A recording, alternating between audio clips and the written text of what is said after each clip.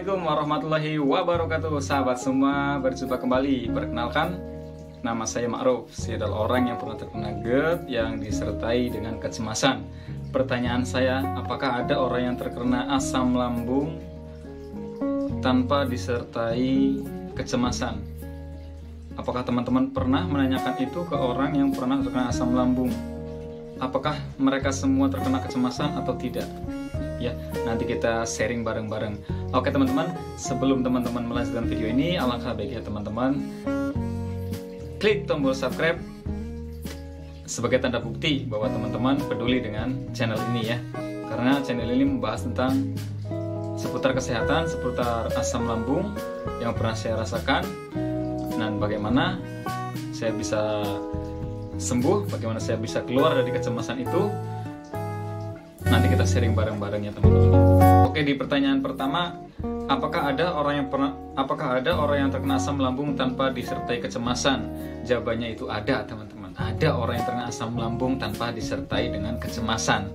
Nah, kecemasan inilah yang memperparah tubuh kita sendiri. Berarti kita sendiri yang menyakiti tubuh kita sendiri, pikiran kita sendiri yang menyakiti tubuh kita, hati kita sendirilah yang menyakiti tubuh kita teman-teman ya. Karena orang yang terkena asam lambung tanpa disertai kecemasan itu gampang sembuh ya.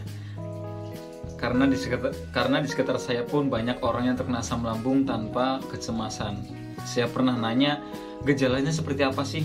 Jadi gejalanya orang yang terkena asam lambung tanpa kecemasan itu biasanya sensasinya hanya di perut sampai ke sini saja, tidak ada lemas, sempoyongan ya. Jadi sensasinya itu hanya sebatas panas di perut ya, kembung, terus apa lagi, nyeri ya, nyeri di perut, seperti kerujukan gitu ya.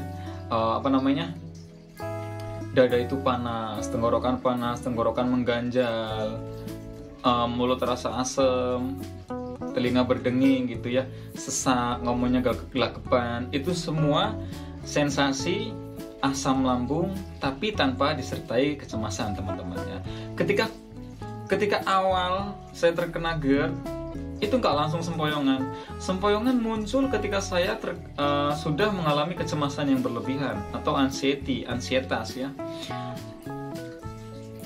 Karena bertubi-tubi saya merasakan sensasi dari asam lambung yang tak kunjung sembuh, akhirnya saya stres sendiri, saya takut sendiri, saya bingung, sudah bolak-balik ke rumah sakit, sampai endoskopi istilahnya ya. Tapi kenapa gitu? Padahal lambung saya nggak apa-apa, hanya merah saja, hanya merah, tidak sampai luka ya teman-teman ya. Penyebabnya dari asam lambung yang sangat tinggi sehingga menjadi peradangan di lambung saya teman-teman. Setelah saya terkena kecemasan, timbullah yang namanya sensasi lemes, gemeteran, sempoyongan, keliengan, matanya burem, jantung berdebar teman-teman ya. Setelah saya mengalami kecemasan, jadi apa sebenarnya? Apa pemicu utama kita belum sembuh-sembuh?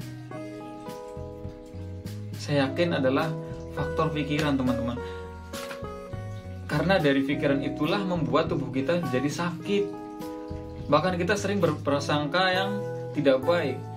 Misalkan begini, kita sedikit mengantuk nih, lemes, tapi menganggap itu sensasi dari asam lambung. Hidung kita mampet, menganggap itu semua dari asam lambung.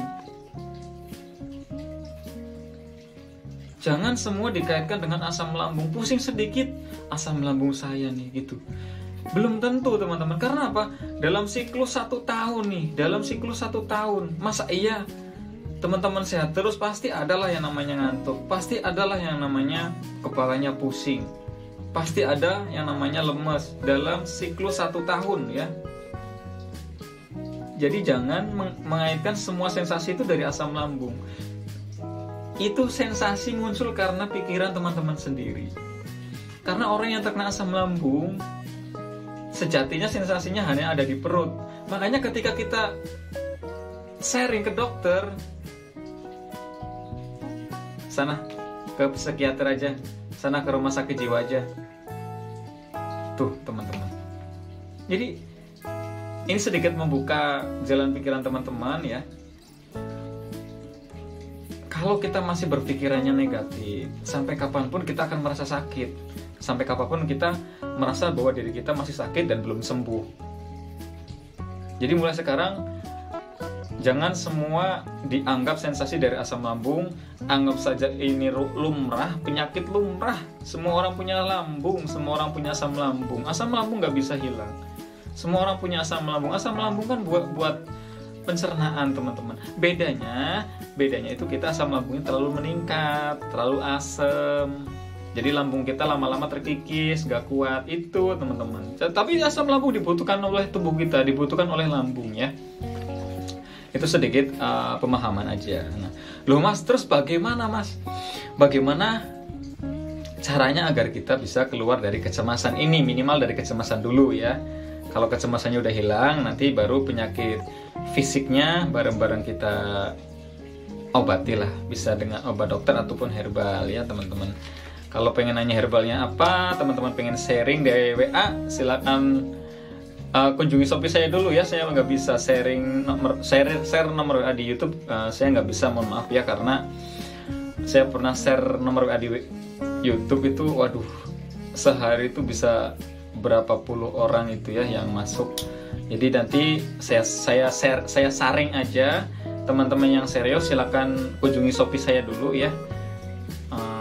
Nanti saya sertakan linknya di deskripsi ya. Oke, kita lanjut lagi. Bagaimana cara mengurangi kecemasan ya teman-teman ya. Yang pertama, teman-teman harus berpikir positif terus. Jangan menganggap asam lambung berbahaya. Kurangi berita-berita yang negatif, teman-teman. Pokoknya kalau ada berita yang negatif, udah kita gini aja atau dihindari ya teman-teman ya. Yang kedua, mungkin teman-teman dilarang searching tentang sensasi yang sekarang dirasakan di Google ya, di internet. Teman-teman nggak boleh mencari-cari penyakit. Misalkan kita muncul sensasi di perut sebelah kanan, waduh, dicari kan ada sensasi muncul perut sebelah kanan sakit, ternyata yang muncul apa, usus buntu misalkan atau ginjal, waduh itu nambah berat lagi, nanti nambah membebani pikiran. Jadi dilarang searching di internet ya teman-teman ya. Yang ketiga mungkin teman-teman bisa keluar dari grup Facebook dulu, karena yang saya amati itu sangat buruk ya, untuk saringnya, untuk penyaringannya itu sangat buruk. Artinya orang yang bukan asam lambung pun di situ, orang yang jualan pun di situ, nanti teman-teman ditakut-takuti, malah tambah memperburuk pikiran teman-teman ya. Nanti akan teringat terus akan sensasi, karena setiap hari pasti ada yang ngeluh, ya. Makanya teman-teman keluar dulu dari grup Facebook. Nanti kalau udah sembuh, masuk lagi buat menyemangati teman-teman yang lainnya ya. Nah, yang keempat, mungkin teman-teman bisa sering melakukan aktivitas-aktivitas yang ringan. Pokoknya diperbanyak aktivitas lah ya. Terus untuk yang selanjutnya, dilarang berdiam diri. Teman-teman jangan sampai sering berdiam diri. Selanjutnya, teman-teman lawan rasa takut itu berulang-ulang. Artinya teman-teman takut naik motor nih, naik motor terus, ada sensasi, nggak apa-apa, besok coba lagi. Teman-teman takut sholat berjamaah di masjid, lakukan sholat berjamaah di masjid. Teman-teman nggak usah takut, terus saja dilakukan berulang-ulang sampai teman-teman lupa akan sensasi itu muncul kembali, sampai teman-teman merasa segar ya. Oh ternyata saya nggak apa-apa. Kalau udah berpikiran oh ternyata saya nggak apa-apa, insya Allah cepat teman-teman ya. Untuk yang selanjutnya, teman-teman harus punya keyakinan, harus punya keyakinan bahwa teman-teman pasti akan sembuh. Jadi teman-teman harus yakin, teman-teman punya Tuhan, teman-teman punya Allah, teman-teman harus yakin bahwa Allah akan menyembuhkan sakit kita insya Allah akan sembuh gitu ya teman. Mungkin itu saja beberapa tips untuk mengurangi kecemasan teman-teman ya. Nanti kalau udah kecemasannya itu berangsur berkurang,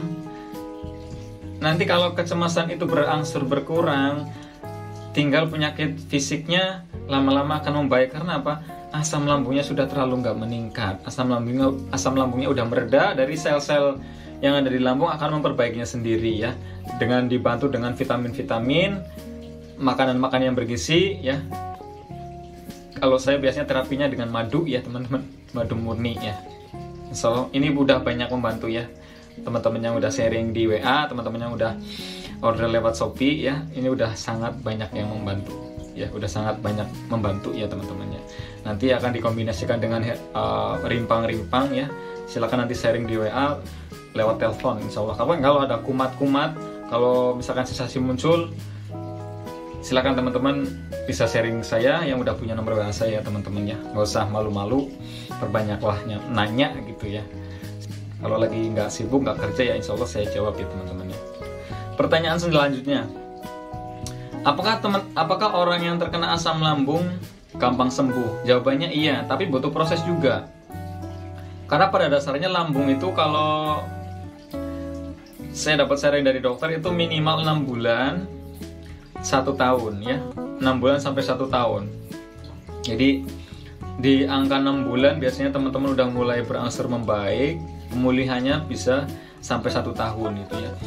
Jadi nggak bisa cepet, walaupun orang yang tanpa anxiety ya. Nah, kalau ditambah dengan anxiety gimana? Wah, bisa berpuluh-puluh tahun teman-teman, bisa bertahun-tahun ya. Mungkin yang sekarang melihat video ini juga mungkin ada yang sampai 10 tahun ya. Itu biasanya penyebabnya itu teman-teman, karena kita terkena asam lambung, terkena GERD, tapi disertai dengan kecemasan, akhirnya sembuhnya agak lebih lama gitu ya teman-teman. Jadi teman-teman harus keluar dulu dari kecemasan, nanti dibarengi dengan diobati sakit fisiknya ya. Jadi nanti bareng ya teman-teman ya. Mungkin itu saja sharing saya kali ini. Mohon maaf kalau ada salah-salah kata ya. Sekali lagi saya mohon maaf kalau ada salah-salah kata. Saya akhiri, wassalamualaikum warahmatullahi wabarakatuh. Terima kasih, sehat selalu ya.